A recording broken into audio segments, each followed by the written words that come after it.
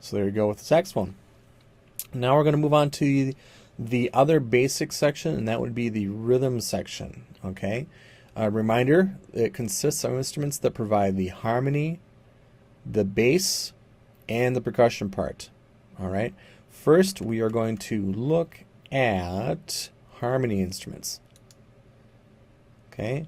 The most important harmony instrument that you're going to find in a rhythm section would be the piano, and it's due, number one, to popularity, and number two, to range of pitch, because it has such a wide range. It's probably the most important one that will be used.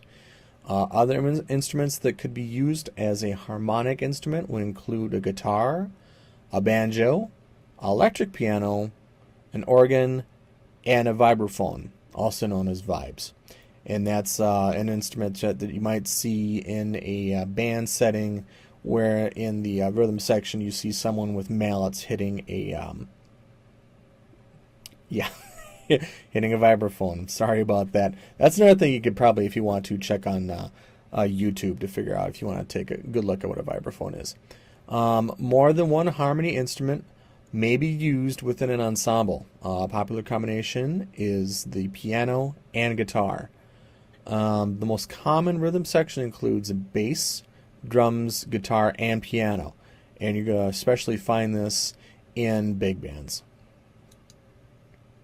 Okay, next is the bass. It is the rock of the ensemble, although seldom noticed. And the important thing about this, if it's played correctly, it will be seldom noticed. And that's kind of a badge of honor for bass players, is if you can feel that they're there, and if the music sounds good, and then you're like, oh yeah, there's a bass player there, they're doing their job. So they're not necessarily supposed to be out in front being the solo instrument. It serves two functions. It is harmonic support to, like say, the piano or guitar, and it is also a rhythmic foundation, so it kind of supports what the drummer is doing. When a double bass or acoustic bass is played, it's usually played with a pizzicato or a plucking technique.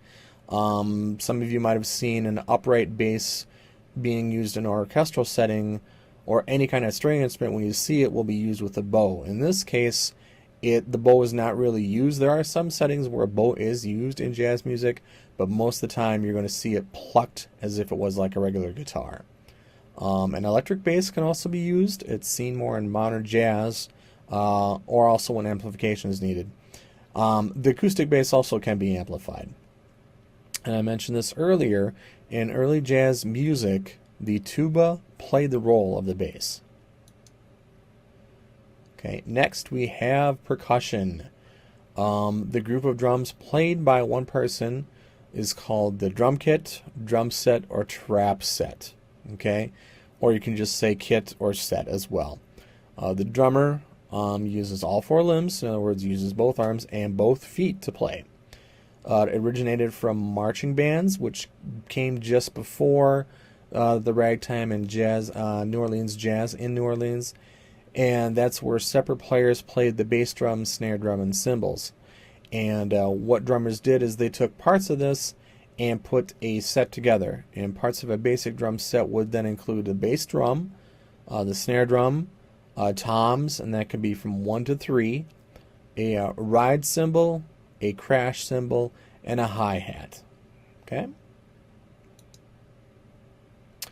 Like other instruments, drums can also have various tone colors based on physical changes to the instrument or the player's technique. Physical changes can include dampening material on the drum heads, in other words, applying tape, or putting a wallet, or putting some kind of round piece of plastic on there, things like that to dampen the drum head. Tape or other things can also be applied to cymbals. You could also alter the cymbal shape, its thickness, its size, its material can change its tone color. You can also hang a string of ball bearings hung onto cymbals, or you can add rivets to cymbals to change the sizzle or the ring effect after you hit the cymbal. Players can also use different techniques in striking the drums, either with hands, with sticks, with brushes, and with mallets. Okay. Also, and you won't find this right away here, but as we go along in this 5-week course, we're going to see a little bit more of this, but there's also auxiliary percussion, and other percussion instruments can be used in jazz music. This is usually found more in Latin-influenced music, and some of these instruments would include the congas, the bongos, timbales, maracas, guiro, that fish thing that goes that you might hear in Latin music, clave, which is basically two sticks that you click together, clap, clap, clap, clap, clap, things like that, which you'll understand that later on when we talk about Latin music, and shakers as well. In some of the material that you might be listening to begin with here, when we start talking about New Orleans jazz music, you might hear like a cowbell once in a while, and that could be more considered like a cymbal type of effect. So it is auxiliary, but not in the sense that we're talking about right here. All right. Knowing what instruments are involved in jazz music and what different techniques can be utilized can help us better understand, so we can empathize what goes into creating this unique American musical form.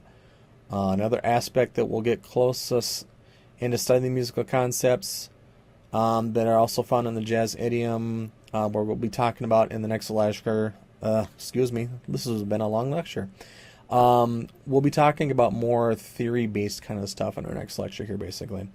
Finally, and this is something to kind of keep in the back of your head as we go along in these 5 weeks, not only knowing the genre of music, not only knowing what's being played, is that a trumpet, is that a sax, is that drums, we also want to consider the musicians themselves and their daily lives who created this music. As we continue on here and talk about different musicians, you'll notice that some of them had some pretty rough lives, and the human condition, or their condition, what they've gone through, it does have a great impact on how their music was created and what has evolved into jazz music that we know and understand today. So that is the end of our first lecture. If you want to review it back, feel free to do so. I will try to have some extra lecture notes here in a different file if you need. So keep up that reading in Chapter 1, and we'll see you next time for our next lecture.